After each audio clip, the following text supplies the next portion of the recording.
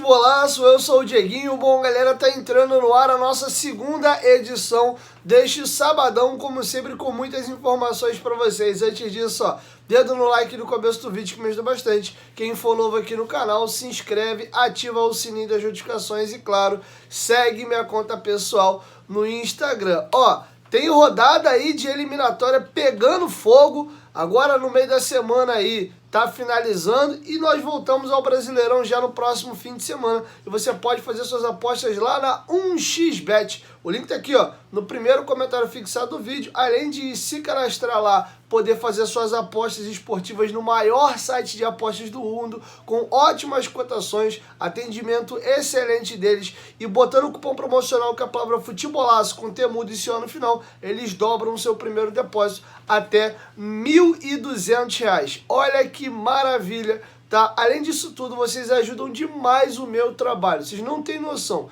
Quem gosta do Dieguinho e quer ver o canal Futebolaço continuar de pé, se inscreve lá na 1xBet, mas tem que ser pelo nosso link, tá no primeiro comentário fixado, para que eles saibam que vocês estão vindo aqui do canal, beleza? Bom, galera, dito isso, vamos discutir sobre a partida Vasco da Gama e Fluminense no Engenhão ou no estádio Newton Santos, né, após o Botafogo rebatizar o estádio. E olha, a situação é a seguinte: os números do Vasco jogando no Newton Santos não são positivos. E talvez você vai pensar assim, poxa, Dieguinho, mas o Vasco, quando ele joga lá, na maioria das vezes é contra o Botafogo, e o Botafogo tá jogando na casa dele. Então, de uma certa forma, é como se a gente estivesse jogando como visitante. E de fato é, porque lá não é a nossa casa. Então é natural os números serem ruins, sendo que os números não são ruins contra o Botafogo, tá?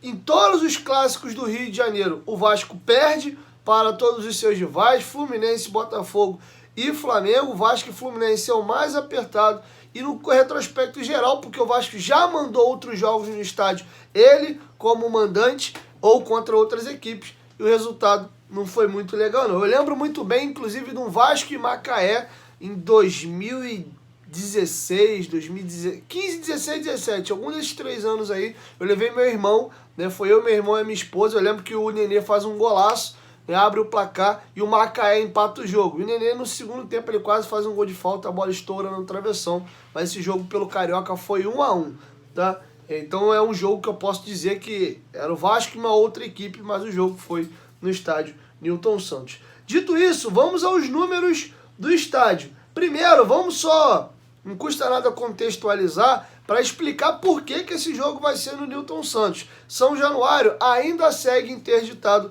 pela Justiça, vou falar disso daqui a pouquinho. A tendência é que o estádio seja liberado nessa semana, mas tem uma norma da PM, né, da Polícia Militar do Estado do Rio de Janeiro, que proíbe clássicos em São Januário pelo menos até dezembro, tá? Então, vide isso, pô, então por que não jogou no Maracanã? O Maracanã tá fechado para a final da Copa do Brasil e só vai ser reaberto o estádio para a disputa dessa partida, tá? Então não tinha mais opção. Pô, por que não levou para fora do estado? Quando o Vasco entrou no imbróglio para decidir para onde ia mandar o jogo, já tinha passado a data limite de 20 dias de antecedência para remanejamento de data, levando para fora do estado. Então, as únicas opções ou era o estádio do Volta Redonda ou o estádio do Newton Santos. O Vasco chegou a um acordo aí com o Botafogo, que gentilmente nos cedeu. Inclusive, o Vasco solicitou ao Botafogo para que possa fazer pelo menos 2 treinamentos no estádio, para os jogadores se aclimatarem e se adaptarem à grama sintética, né? E o Botafogo deve estar cedendo o estádio para o Vasco. Não sei se o campo anexo, né, do estádio Newton Santos, que também é de grama artificial, assim como o gramado do estádio em si propriamente, ou se vai poder fazer alguma atividade também dentro do campo de jogo, tá? Bom, dito isso, feito esse cenário, explicando por que o jogo vai ser no estádio Newton Santos, vamos aqui ao retrospecto geral do Vasco no estádio. O levantamento foi feito pelos companheiros do Globoesporte.com através do espião estatístico, tá? O retrospecto geral do Vasco até aqui contra seus rivais, Botafogo, Fluminense e Flamengo no Newton Santos, é o seguinte: foram 54 jogos lá, o Vasco tem 16 vitórias, 24 derrotas, ou seja, 8 derrotas a mais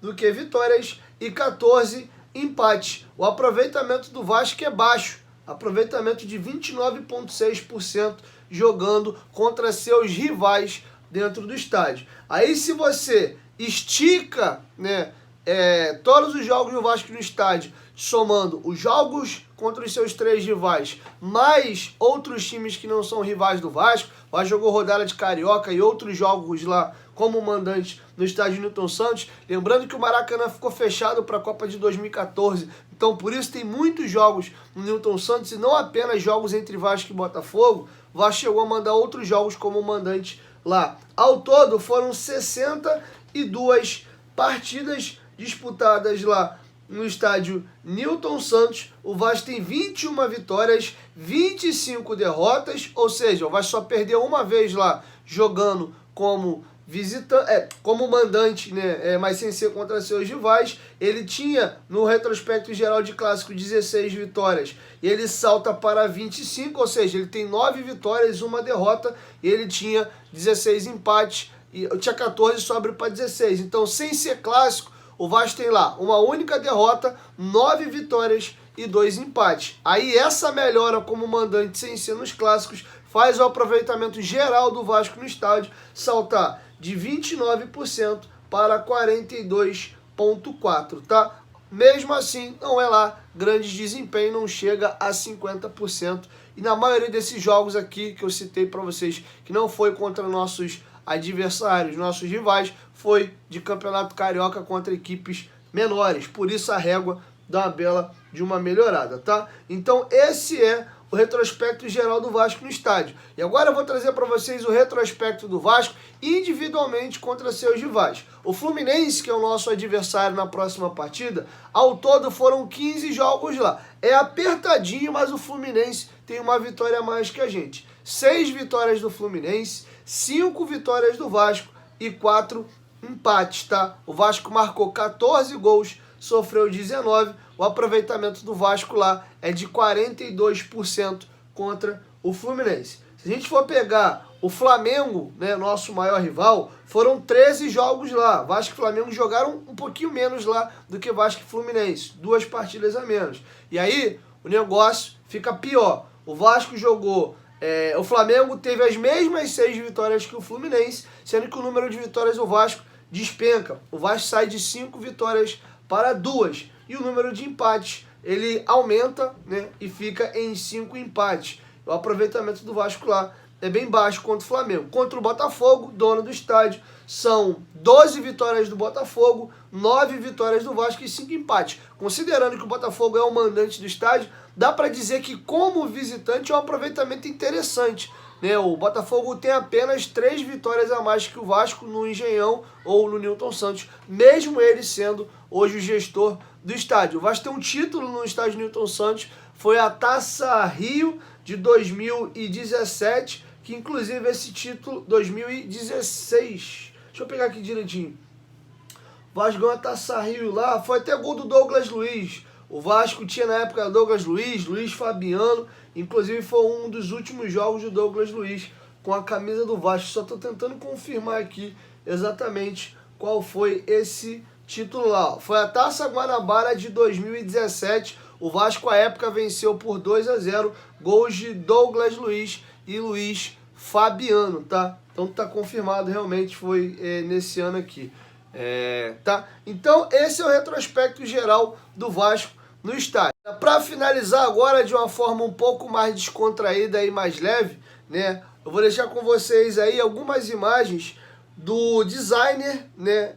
Designer Léo. Ele fez, utilizando inteligência artificial, o rejuvenescimento dos jogadores do Vasco, os transformando em crianças, tá? Vocês estão vendo aí algumas imagens. Você tem Léo Jardim, Marlon Gomes, Medel, Alex Teixeira. Tem também Pablo Verrete.